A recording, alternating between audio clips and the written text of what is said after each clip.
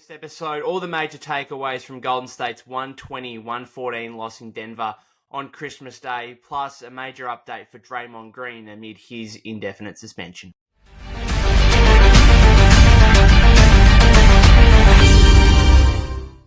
Yes, welcome back to the Golden State with Mates podcast. Firstly, a Merry Christmas to everyone. Hope it's been a great period for you. Hope everyone's staying safe and having fun. I'm on holiday a little bit, so this will probably be a bit of a shorter episode. The beach is calling me here in Australia this time of year between Christmas and New Year. It's really the best time of year weather-wise, so it's been a perfect few days for me where I live. And as I said, the beach is calling me. We're about between 8:30 and 9 a.m. here on Wednesday morning, so about 24 hours since the Warriors 120-114 loss to the Denver Nuggets on Christmas Day. A good battle, and I think the initial takeaway for me here was this was a good performance from the Warriors outside probably Steph and Clay, who combined for 27 points on 10 of 34 shooting, becoming a kind of routinely poor Christmas Day performance for Stephen Curry. He went into this game averaging just 15.3 points on 20% three-point shooting in 10 Christmas Day games.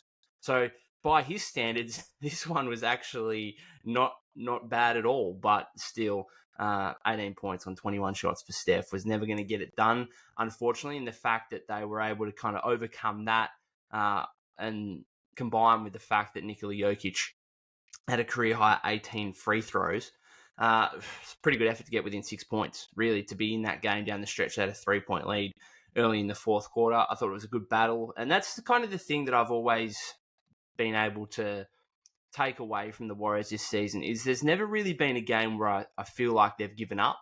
And a lot of other teams, you can't say that the same for. So that's, I suppose, the one thing that you can always hold on to going forward is that this team is clearly motivated, is playing for Steve Kerr, and is playing hard every single night. And I think that's shown in the fact they've had so many clutch games. Like, they're not really getting blown out by any teams. They're not good enough to really blow out any teams themselves, although they did have, across the weekend, obviously, 2 comfortable victories over the Washington Wizards and Portland Trail Blazers, which was nice to see and pleasing for fans to be able to win games, by the fourth quarter, basically, and not have to go through the stressful moments of the final few minutes, the clutch time that the Warriors have been involved in so much this season.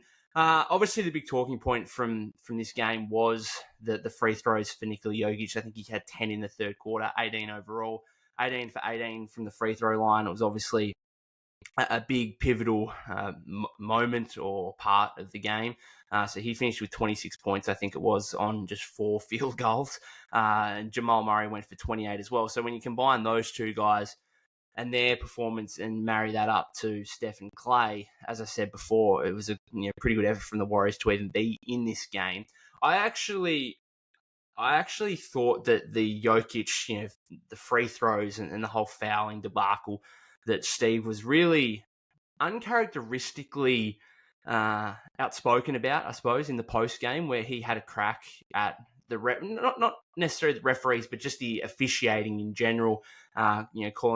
Calling out the ability for star players, I suppose, to BS their way to the foul line, and the way that defense is now getting called these days, where clearly there's a prerogative for the league to be able to score as many points as they can, because for most fans, that's what they want to see. They want to see, big points, big numbers of points being put up. The star players obviously putting up big points, huge amount of 3-point attempts, whatever. And so that is certainly an issue, I think, for the league in general going forward. But I actually thought it wasn't as egregious as I think most Warrior fans would say. Like, I thought most of the fouls were legitimate. And I thought, there were a couple. One that stood out to me was Trace Jackson-Davis' 5th foul, which was probably a pivotal moment in the game in the third quarter, where Jokic was, I think, had 3 put-back layup attempts off offensive rebounds. And then on the third one, I think he got fouled by TJD, or they called the foul on TJD. And obviously his 5th foul, big moment, and I don't think he even touched him, let alone fouled him. So I thought that was an egregious one. But outside of that, I mean, there was the one where Saric fouled him kind of off the ball late in the third quarter, I think it was. I mean, you just don't need to get caught up. I suppose if you're Dario, you don't need to get caught up in that kind of situation and even give the referee an inch of ability to call that, I suppose. So, yeah, I just don't think it was as egregious as some would think, and I think Steve's right at the same time. Like, I think there is an issue here for the league in general, but I don't think that was necessarily the game where fans are going to be crying out that things need to change drastically. I think there's certainly other games, other players. We know Joel Embiid is big for this in terms of foul baiting, I suppose, and just getting to the free throw line. Possession after possession, and it is tough to watch, and that's the thing. Steve said it's a tough watch, and it is, and that was a tough watch in the second half yesterday. But as I said, I think most of them were legitimate. I think there were some where Steve wasn't necessarily complaining about the foul call, but he was complaining about it being a shooting foul rather than on the floor, which there's probably a couple there as well where you can question whether or not the Joker was in his shooting motion, but. Obviously, a big talking point and something that the league needs to look at moving forward. Obviously, for the Warriors, I just wanted to kind of take a larger look at this because, this is 2 games now where Jokic, I think first game he went for 35. This game, gets to the free throw line possession after possession. TJD has 5 fouls. Looney has 3 fouls. And, as I said, really couldn't keep him off the free throw line.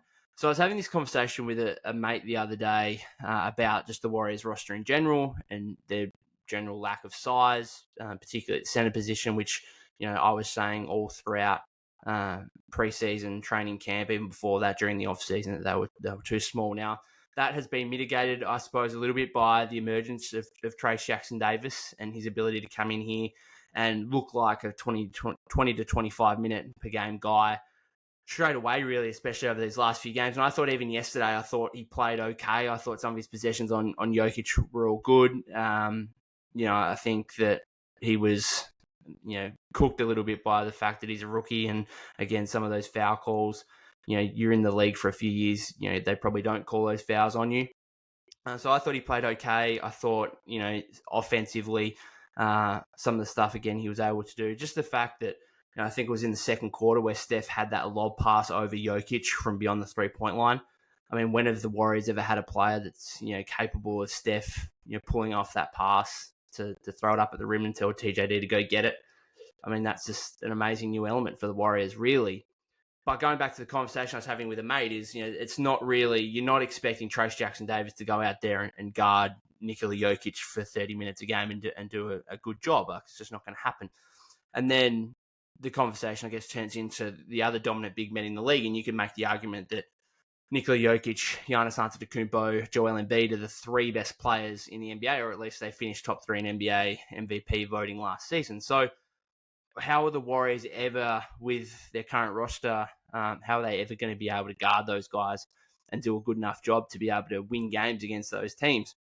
And that was the question I suppose my mate posed to me, and my response was, well, Trayce Jackson-Davis, when it comes to the Jokic matchup, is so important because, I watched Jokic again yesterday and I think the Warriors cooked him a number of times defensively and he just looks so slow. And if Trayce Jackson-Davis can be a consistent presence for the Warriors, and especially in Jokic matchups where, just staying out on the floor rather than obviously having I think he played, was it less than 15 minutes yesterday because of the foul trouble. If he can just stay out on the floor, then what he provides them offensively, you can legitimately just hunt Jokic in pick and rolls on a consistent basis. And I think he can go for 30, 40 points, but he'll probably give that up on the other end. From early in the game yesterday, you saw that they wanted to basically trap Steph on every pick and roll at the top of the perimeter. And I tweeted out pretty early, like, if they're going to guard Steph like this, TJD should feast. There was one early where they did that, and then Michael Porter Jr. came over and contested a dunk at the rim, which I'm not sure if it was a block or TJD just missed the dunk. But that was a good piece of defense. But I think you're not necessarily going to be relying on Michael Porter Jr. for that help defense on every possession. So that's a good look ultimately for the Warriors. And I think that TJD moving forward is going to be so important in these Jokic matchups because of the fact that Looney just cannot exploit Jokic defensively. in a way that you really need to. And I think it's also going back. This was a game yesterday where the Warriors really missed Draymond Green because he would have been able to provide that offensive weaponry, I suppose, against Jokic in the way that Looney simply can't, given the ability for Draymond to push the ball. Jokic, he's just slow. He really is. And you got to try and exploit that. And unfortunately, the Warriors with Looney, they can't. With TJD, they will be able to, given his rim rolling and lob threat, and with Draymond just being able to play a little bit quicker and hopefully getting more transition points, because that's been the real issue for Golden State this season, is not just against Denver, but against every team, is their transition points. And I think Draymond will help that out a lot, and I think that's super important against Denver. And as for like Giannis and the Bucks and Embiid and the 76ers, well, my simple response to people who are concerned about that is that we're not going to see them in playoff time until the finals. And if we make the finals, that's a bloody good effort. that's a bloody good effort if we can get to the finals and face Embiid or Giannis in that situation. So I'm not overly concerned. Like, I'm not making a trade or pushing the button on anything based on what are we going to do against Giannis Antetokounmpo and Joel Embiid. And I have that stance against any team in the Eastern Conference. Like, you are not facing them in the playoffs until the NBA Finals. And if you make the NBA Finals, then you work it out from there. Honestly, you work it out from there. Now, obviously, ideally, you would have your roster constructed to a point where you can match up well against every single team in the league, and to the point where you are the favourites for the title or whatever. And I think that's where Boston have probably got themselves to. Now, they've got some depth issues, but with their top six, I think there's very little in the way of flaws anywhere on the floor, whether it be offensive, defensively, out in the perimeter, on the inside. I think they're covered really well. And the Warriors do have some flaws. There's no doubt about that. And their interior presence still is a major flaw despite TJD's emergence here. So I think that the Warriors are just going to have to try and live with what they've got and say, well, we'll see how we go against Jokic. We think we can, have a crack at him defensively with Trace and with Draymond, and really try and get back the points that we give up on the other end to Jokic, because he cooks everyone. Like, let's not just say this is a Warrior issue. Like, he's the best player on the planet, in my opinion. This is just what happens. And you've got to try and exploit him on the other end where he's not as good defensively. And as for Giannis and Embiid, well, if we see in the playoffs, we see in the finals, and it'd be a great effort, especially from this position where the Warriors are 15-15 to get to the NBA Finals. So that's kind of my take on that. I guess the other issue for the Warriors yesterday, to me, the result wasn't an issue. It was a good battle. As I said, Steph Clay played poorly, still got within 6. I suppose the bigger issue was JK's comments after the game, where he was kind of complaining again about his lack of minutes and the fact that he doesn't really know why he's coming out of some of these games, which is a bit of a worry given this is like the best stretch of his career. And so if he's complaining about minutes or his role right now, well, I'm a little bit confused because, it's the, this last, especially since coming to the starting lineup with Draymond out, this has been the best stretch of his career in terms of role, obviously starting power forward, in terms of opportunity, in terms of minutes. There are still games where I do, like, he's not playing enough. Like, I think he played less than 24 minutes yesterday. He needed to play more, especially in a game where Steph and Clay didn't have it. And JK did early in that third quarter. I think he scored 7 points really quickly in that third quarter, had 13 for the game. Again, his ability to attack mismatches, to get to the paint, to get to the rim, against, a center in Jokic who's not really offering any interior presence at all.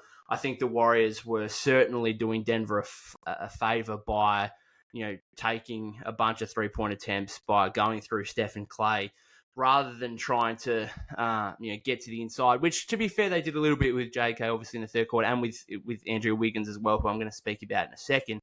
But JK, I guess from a coaching standpoint, Steve Kerr just would not want those kind of comments. It's fine for you to hold those opinions, and I think as fans, we would be right behind him on what he's saying. We've been clamoring for JK to get more minutes all of this season, last season as well. In the playoffs, where he was basically stable to the bench for the entire of the 2023 playoffs.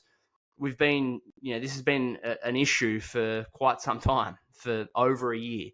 But I don't think that necessarily means we want JK to come out publicly and state his desire for more minutes, or not his desire for more minutes, but his complaints, I guess, against getting more minutes. So a little bit disappointing, and it's going to be interesting to see how Steve reacts to that, because it's clearly not something that he's necessarily going to like. But in saying that, he needs JK right now, and he needs to utilize him as much as possible. It still frustrates the hell out of me that he thinks that that JK and Wiggs cannot play together. And that was the frustrating thing for me yesterday with the lineups, is that, Steve wanted to close with Chris, Steph, and Clay, and then obviously he's got a center out there in Looney at the end of the game guarding Jokic.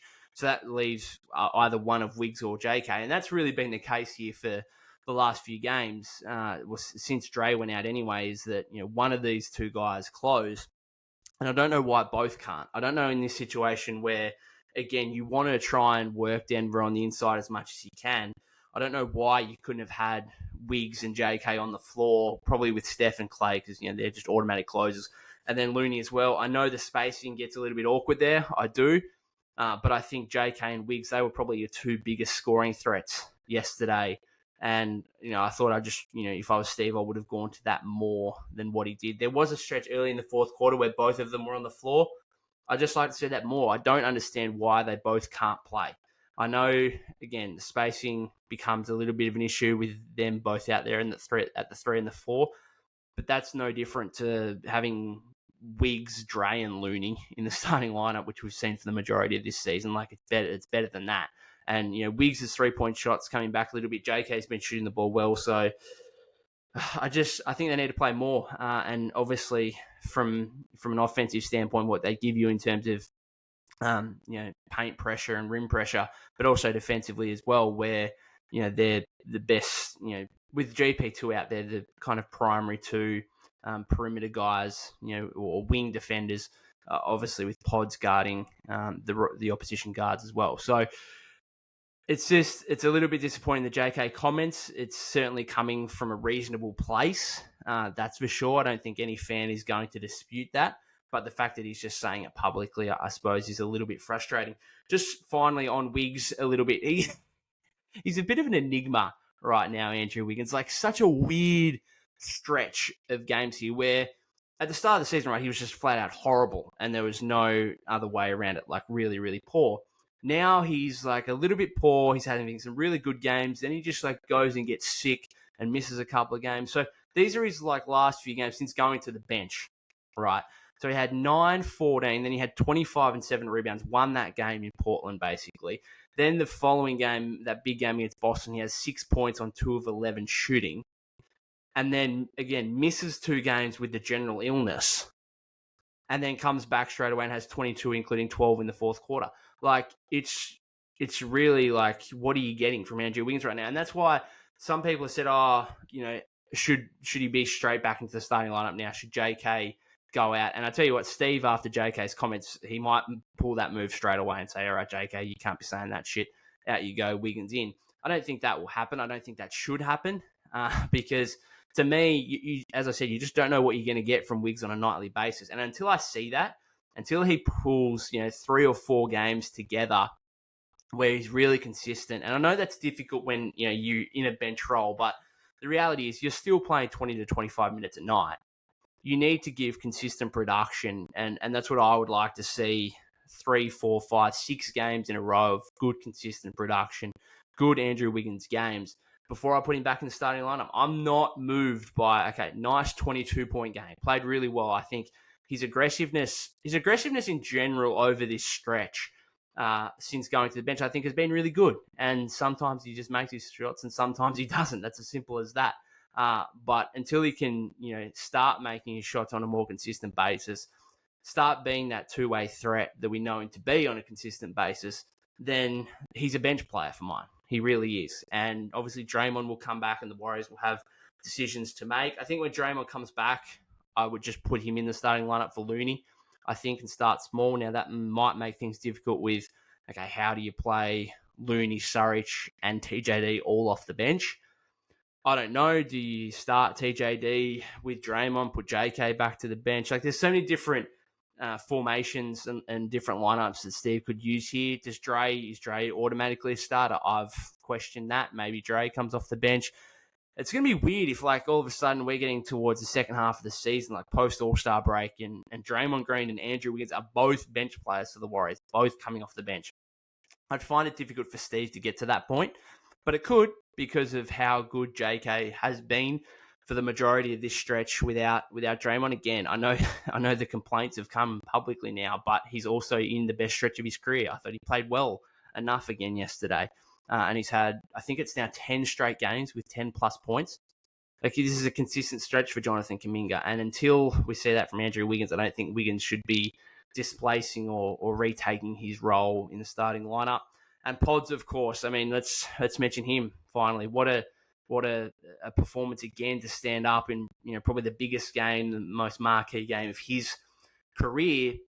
13 points, 9 rebounds, 6 assists, career high 5 steals. I tweeted this out yesterday after the Aaron Gordon steal and the kind of snatch and layup that he had early in the fourth quarter. He'd be so annoying to play against. He'd be so annoying. And the reason was, I was having this conversation with a mate after the game yesterday as well, there's a lot of annoying guys in the league who would just be frustrating to play against. Like, the ultimate one is Jose Alvarado, right, at the Pelicans. Like, he's just this small guard who would just frustrate the crap out of you with what he can do defensively, going and standing on the sidelines and then running up behind you and trying to steal the ball. Just frustrating as hell. But the issue with Jose Alvarado and a number of players, even like a Patrick Beverley type, right? Like, they're, no disrespect to them, but they're like real battlers. They're guys that, like, they need to fight and scrap and do the little things to be really good in this league, and being annoying is part of that. You can always look at those guys and think, well, when it really comes down to it, I'm a better player than them. So they can frustrate the hell out of me and they're going to annoy the hell out of me, but I'm better than those guys for most players.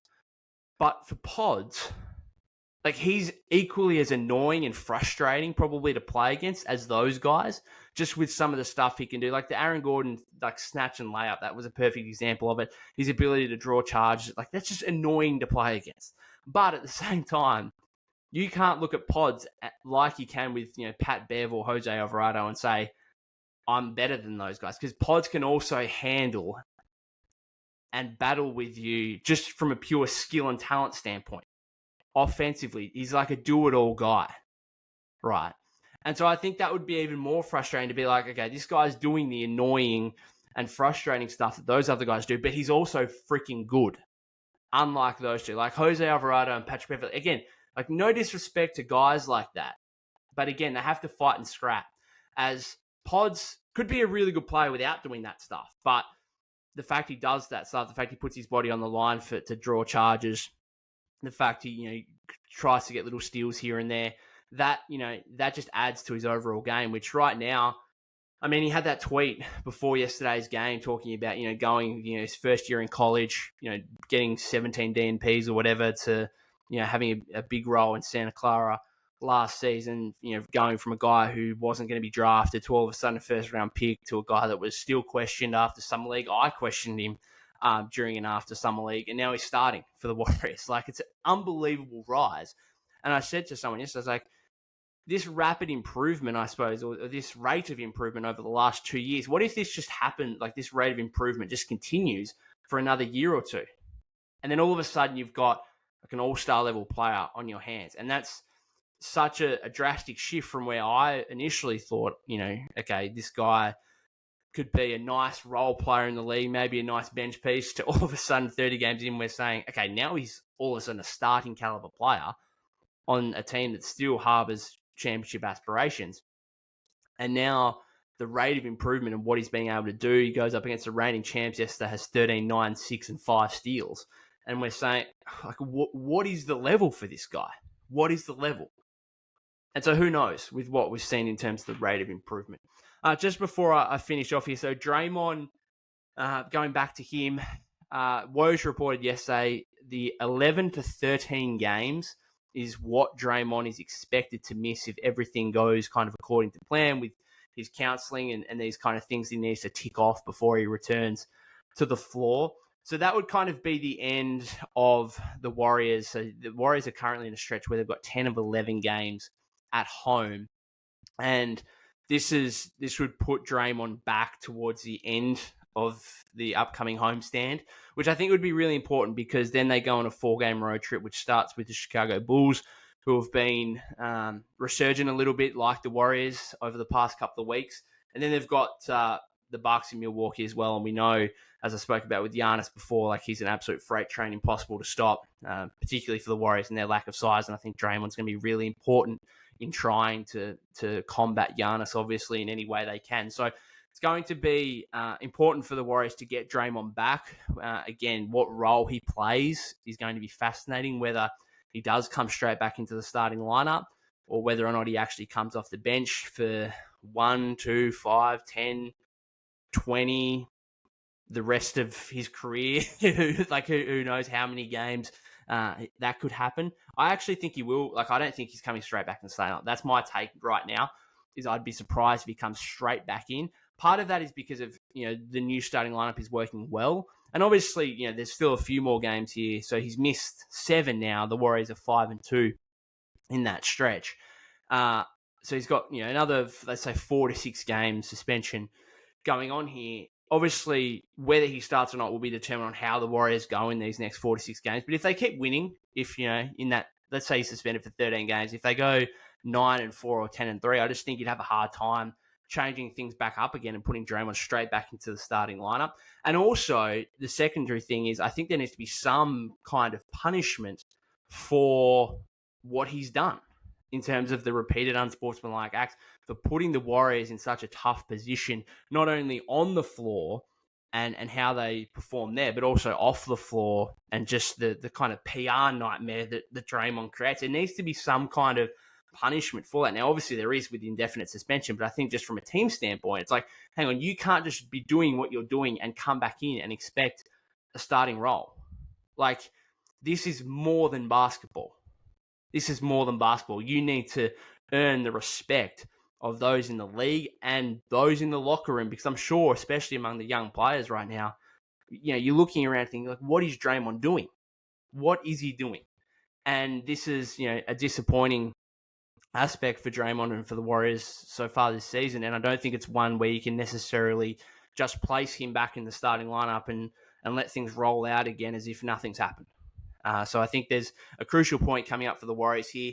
But in saying that, they do need, Draymond back, for some of these matchups. I think yesterday really proved that. And as I said, that road trip will be really important as well. Other than that, guys, we'll finish it up about half an hour here or so, just under. Thank you very much for tuning in. If you've got to this point, if you haven't subscribed to the YouTube channel already, that would be greatly appreciated. Had about 80 to 100 subscribers in the last week or so here. So absolutely fantastic that people have been able to jump on board. Really, really appreciate the support. Keep commenting on the videos. It's great to interact with everyone and meet everyone as well and talk to them on YouTube. You can follow us on Apple Podcasts and Spotify. You can follow me at POK252. That's POK252 on Twitter. You can message me or comment on any of my tweets there as well. Other than that, enjoy this period again between Christmas and New Year. Hopefully it's a happy and fun time for you. It's certainly one of the best times of the year, that's for sure. I am going to head to the beach where it's about 25 degrees at the moment, I would say. So I'm heading there. Might go for a bit of a run first and then jump in the water and hopefully have a good day. Hope you guys do too. And I'll be back. The Warriors' next game against the Heat in a couple of days. We'll be back then to do another recap. Cheers.